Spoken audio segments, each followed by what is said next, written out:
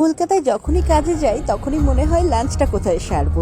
এই ভাবতে ভাবতে বিরোহী চলে এলো, আর সেখান থেকে আগে ব্রেকফাস্টটা সেরে নিলাম। ছোলার ডাল আর লুচি দিয়ে পেট পুজো তো করলাম, আর এই হোটেলে কমপ্লিমেন্টারি পায়েস দেয় সবাইকে, আর সেটাও খেতে দুর্দান্ত।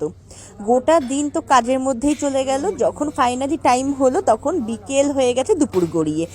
এয়ারপোর্টের পাশ থেকে আসার সময় দেখলাম করিমস রয়েছে, আগেই ঢুকে পড়লাম করিমসে, কারণ আমার তো খিদের চোটে মাথা ধরে গেছিলো। এখানকার ডেকোরেশনটা বেশ সুন্দর লেগেছে আমার। এর মধ্যে তো এরা গল্প গুজব করছিল, অর্ডার আমি দিয়ে দিয়েছিলাম। ফাইনালি চলে এলো চিকেন তন্দুরি, এটা তো ডিবের মাস্ট ট্রাইড খাবার।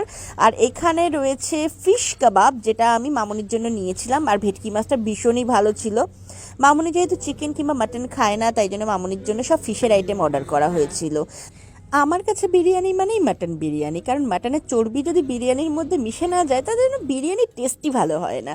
এদিকে দীপ নিয়েছিল চিকেন টিক্কা বিরিয়ানি, আর মামুনির পনির আর ফিশের আইটেমও চলে এসেছিল। মামুনি বললো আমি সাদা ভাত খেতেই কমফোর্টেবল। আর এই তো খাওয়া দাওয়া কমপ্লিট করে আমরা বাড়ির সব বাচ্চাদের জন্য আর ওইদিকে আবার হাবড়ার জন্য প্যাক করে নিলাম। ভাবলাম এতটা কাছাকাছি এসছি, আর মা যখন একটু অসুস্থই রয়েছে তাহলে মাকেও দেখে আসি। মায়ের পছন্দের আইসক্রিম আর লাস্তি নিয়ে চললাম বাড়িতে।